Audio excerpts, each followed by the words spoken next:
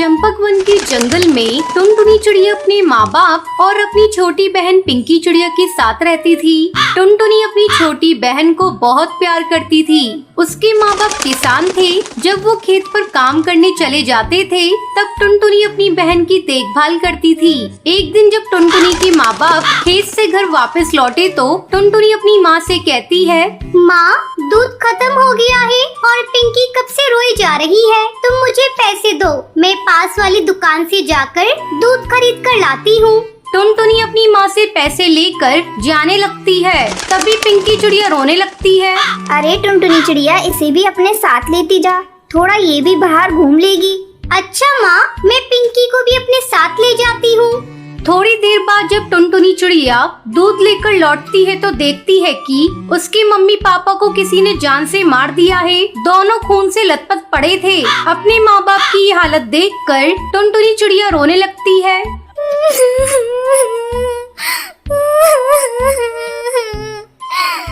माँ, पिताजी, आपकी ये हालत किसने कर दी? उठो ना, ये देखो, मैं पिंकी चिड़िया के लिए दूध लेकर आ गई। टुनटुनी चिड़िया के रोने की आवाज सुनकर हरी काकी वहाँ आती है। हरी काकी, देखो ना, मेरे मम्मी पापा को किसी ने बड़ी बेरहमी से मार दिया। आपने किसी को मेरे घर आते देखा था? नहीं टुनटुनी चिड़िया, मैंने किसी को तेरे घर आते नहीं देखा। लेकिन तू कहाँ थी? मैं पिंकी चिड़िया के लिए दूध लेने गई थी। ये बहुत रो रही थी हरी काकी, इसलिए मैं इसे अपने साथ ले गई थी। और जब लौट कर आई तो मम्मी पापा को इस हाल में देखा। मत रो टुनटुनी चिड़िया, अगर तू इस तरह हिम्मत हारेगी तो तेरी बहन को कौन देखेगा? हम सब तेरे साथ हैं। टुनटुनी चिड़िया, अगर किसी बात की जरूरत हो तो हमसे कहना। इस तरह कई दिन गुजर जाते हैं। घर में रखा सारा अनाज भी खत्म हो चुका था। खेत में लगी हुई फसल भी बिना देखभाल के सूख चुकी थी। एक दिन टुनटुनी चिड़िया अपने खेत पर जाती है और खेत में लगी हुई फसल सूखी देखकर रोने लगती है। क्या करूं? घर में अनाज का एक भी दाना नहीं है और माँ पिताजी ने जो फसल लगाई थी वो भी सूख चुकी है। अब दोबारा से खेत में फसल उगानी होगी। टुनटुनी चिड़िया 2 दिनों तक लगातार खेत की सफाई करती है। चलो, अब खेत की सफाई हो गई, अब इसमें कुछ बीज लाकर बिखेर देती हूँ। टुनटुनी चिड़िया अपने घर जाती है। तभी रास्ते में उसे बंटी कबूतर मिलता है। बंटी कबूतर टुनटुनी चिड़िया का बहुत अच्छा दोस्त होता है। वो टुनटुनी से कहता है, अरे टुनटुनी चिड़िया, ऐसे उदास होकर तुम कहाँ जा रही हो? मुझे अपनी परेशानी बताओ। बंटी, मेरे माँ बाबा नहीं रहे और अब मैं अपनी बहन के साथ इस जंगल में अकेली हूँ। खाने को एक भी दाना नहीं है, बस अपने खेत के लिए कुछ बीज लेने जा रही थी। इतना सब हो गया टुनटुनी चिड़िया, और तूने मुझे बताया नहीं? ये ले कुछ अंडों के जादुई बीज, तू इसे अपने खेत पर बिखेर देना। मेरे तो ये किसी काम के नहीं, क्योंकि मैं अंडे खाता नहीं। मैं शहर के जंगल गया था तो मुझे एक जादूगरनी ने दिए थे। तुम्हारा बहुत बहुत धन्यवाद। अब मैं इन बीजों को ही अपने खेत में बिखेर देती हूँ। अब टुनटुनी चिड़िया अपने मम्मी पापा की तस्वीर देखकर कहती है, आज हम लोग खेत में अंडों के जादुई बीज बिखेरने जा रहे हैं। आप लोग आशीर्वाद दीजिएगा कि हमारी फसल बहुत अच्छी हो। दोनों बहनें मिलकर खेत में अंडों के बीज बिखेर देती हैं। पिंकी चिड़िया और टुनटुनी चिड़िया मिलकर अपने खेत की अच्छी तरह से देखभाल करती हैं। कुछ दिनों बाद उनके खेत में अंडे की फसल लहराने लगती है। ये देख पिंकी चिड़िया, हमारे खेत में कितने अंडे उग गए हैं। अब अंडे बेचकर हमारी अच्छी कमाई होगी। आज अगर मम्मी पापा जिंदा होते तो बहुत खुश होते। दीदी, मुझे मम्मी पापा की बहुत याद आ रही है। मत रो पिंकी, मम्मी पापा जहाँ भी होंगे उनका आशीर्वाद हमारे साथ है। अंडे आ जाने के बाद पिंकी चिड़िया और टुनटुनी चिड़िया मिलकर अंडों को इकट्ठा करती हैं और उन्हें बाजार में जाकर बेच देती हैं। ये देख पिंकी, हमें कितने पैसे मिले हैं। हम इन पैसों से अपने लिए बहुत सारा सामान खरीदेंगे। फिर दोनों बहनें मिलकर बहुत सारा सामान खरीदती हैं और खुशी खुशी अपने घर लौटती हैं। दीदी, मुझे बहुत तेज भूख लग रही है, जल्दी से कुछ खाने को बना दो। तो रुक पिंकी चिड़िया, मैं अभी तेरे लिए हलवा बनाती हूँ। आज खुशी का दिन है, हम लोग मीठा खाएंगे। फिर टुनटुनी चिड़िया हलवा बनाती है। इस तरह दोनों बहनें खुशी खुशी रहने लगती हैं। सर्फ ले लो सर्फ, सस्ते में सर्फ।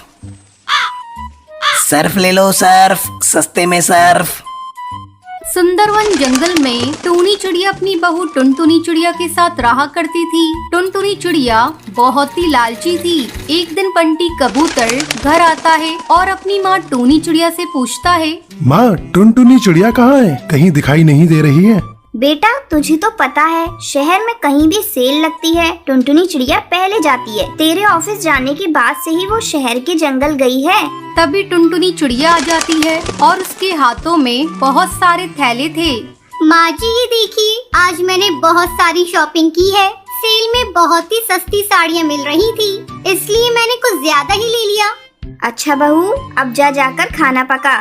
ठीक है माँ जी, पहले ये साड़ियाँ कमरे में रखाऊं, फिर आपके लिए गर्मा गर्म खाना बनाती हूँ। टुनटुनी चिड़िया साड़ियों को रखने के लिए चली जाती है। तब टूनी चिड़िया अपने बेटे से कहती है, बेटा तू टुनटुनी को समझा, इसकी लालच कहीं हम लोगों को मुसीबत में न डाल दे। इसी तरह कई दिन गुजर जाते हैं। एक दिन कालू कौआ मोहल्ले में सर्फ बेच रहा था। सर्फ ले लो सर्फ, सस्ते में सर्फ।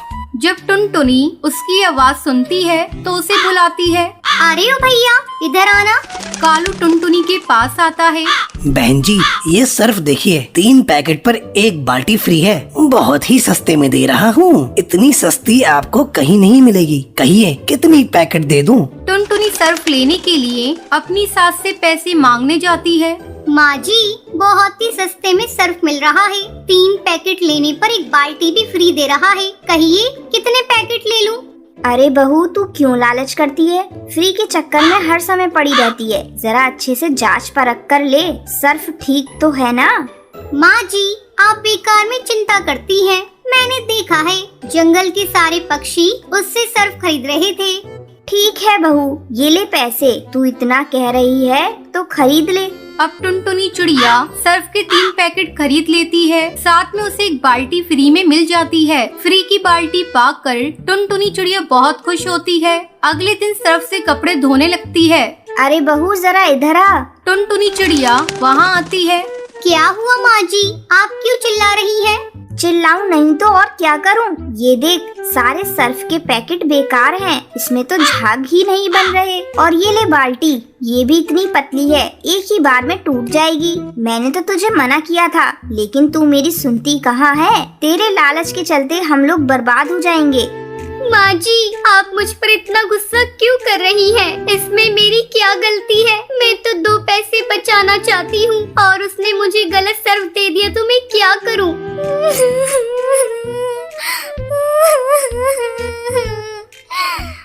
बहू तू अपना रोना धोना छोड़। तुझे पता है ना आज पड़ोसन के यहाँ शादी में जाना है। जाकर उस दिन जो तूने सेल में साड़ियाँ खरीदी थी ना, वो साड़ियाँ निकाल कर रख। आज उसे पहनकर हम सास बहू जाएंगे। ठीक है माँ जी, मैं अभी निकालती हूँ। टुनटुनी चिड़िया जैसे ही साड़ियाँ निकालती है वो देखती है, अरे ये क्या? ये तो सारी साड़ियाँ फटी हुई है। अब मैं माँ जी को क्या कहूँगी? तभी टूनी वहाँ आ जाती है। टुनटुनी बहू तूने साड़ियाँ निकाल दी? माँ जी ये सारी साड़ियाँ फटी हुई है। मेरे लालच के कारण ही ऐसा हुआ है। मैं आपसे वादा करती हूँ आज के बाद से मैं लालच नहीं करूँगी। ठीक है बहू, तुझे अकल तो आ गई, यही बहुत है। चल मैं तेरे साथ बाजार चलकर नई साड़ियाँ लेकर आती हूँ। उस दिन के बाद से टुनटुनी चिड़िया लालच करना छोड़ देती है। ये बात जब बंटी कबूतर को पता चलती है तो वो भी खुश हो जाता है और फिर सब खुशी खुशी रहने लगते हैं।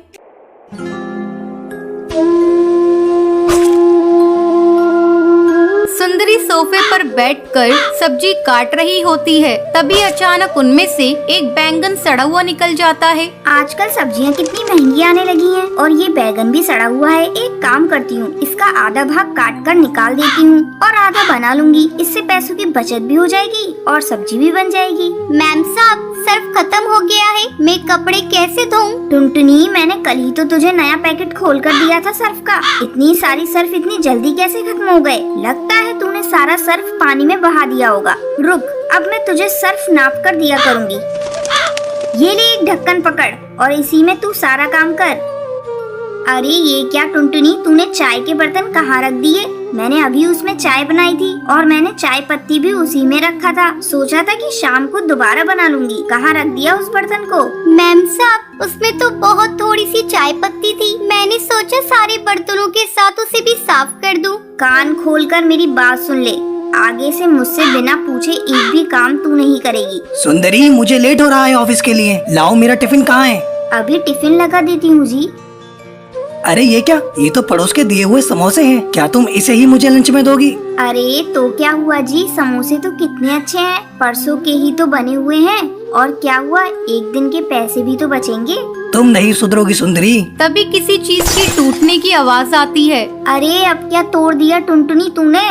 अरे कुछ नहीं मैम साहब, वो मेरी रानी बिटिया से कप टूट गया है। अरे ये तेरी बेटी है या आफत है? एक काम कर, कल से तुम इसे मेरे यहाँ पर बिल्कुल मत लेकर आना। और हाँ, कप के पैसे तो मैं तेरी पगार से काट लूंगी। अरे मैम साहब, मैं बहुत गरीब हूँ। महीने भर की पगार से ही तो किसी तरह मेरा घर चलता है और मेरे बाल बच्चों का पोषण होता है मैम साहब। वो सब मैं नहीं जानती, मैं तो पैसे तेरे ही पगार से काट लूंगी उस कप के। किसी वजह से टुनटुनी 2 दिन तक काम पर नहीं आती है। जब तीसरे दिन टुनटुनी काम पर आती है तो ये सब क्या है टुनटुनी? 2 दिनों तक तू कहाँ थी और काम पर क्यों नहीं आई? वो मैम साहब, मेरी बेटी को बहुत तेज बुखार है और मैम साहब आज भी मैं काम पर नहीं आई हूँ। आज मैं आपसे कुछ पैसे मांगने आई हूँ मैम साहब। मैं तुझे एडवांस में 1 फूटी कौड़ी नहीं दूंगी। और हाँ, तुम गरीब लोगों के साथ यही प्रॉब्लम है, तुम्हें कुछ भी होता है मुंह उठाकर भिखारियों की तरह कुछ भी मांगने आ जाते हो। इतना बोलकर सुंदरी फोन पर अपनी सहेली से बात करने लगती है। अरे बबली, क्या बताऊं, आजकल की नौकरानियों के भी बड़े नाटक हैं। जब देखो मासूम चेहरा बनाकर पैसे ऐंठने आ जाती हैं। कभी बेटा बीमार है तो कभी बेटी बीमार है। आज तो मैंने अपनी नौकरानी को काम से ही निकाल दिया। अच्छा, तेरी नजर में एक अच्छी नौकरानी होगी तो बताना मुझे। सुंदरी की नजर दरवाजे पे खड़ी टुनटुनी पर पड़ती है। तभी से वो सर झुकाकर खड़ी थी। टुनटुनी, तू अभी तक वहीं खड़ी है? तूने सुना नहीं क्या? मैंने तुझे काम से निकाल दिया है।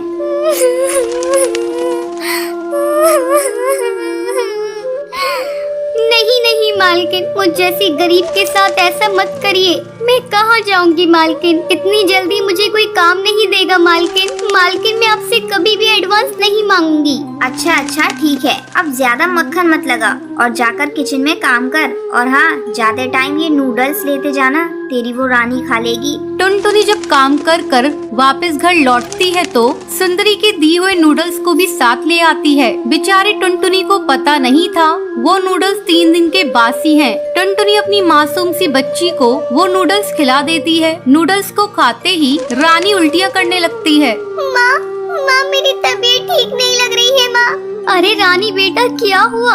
तू अचानक से उल्टियाँ क्यों करने लगी? ठहर जा बेटा, मैं तुझे अभी अस्पताल लेकर चलती हूँ। टुनटुनी जल्दी से रानी को अस्पताल लेकर जाती है। अस्पताल पहुंचकर टुनटुनी को पता चलता है कि उसकी बेटी रानी की मौत हो चुकी है। अरे बहन जी, आपने उसे क्या खिलाया था? फूड पॉइजनिंग की वजह से उसकी मौत हुई है।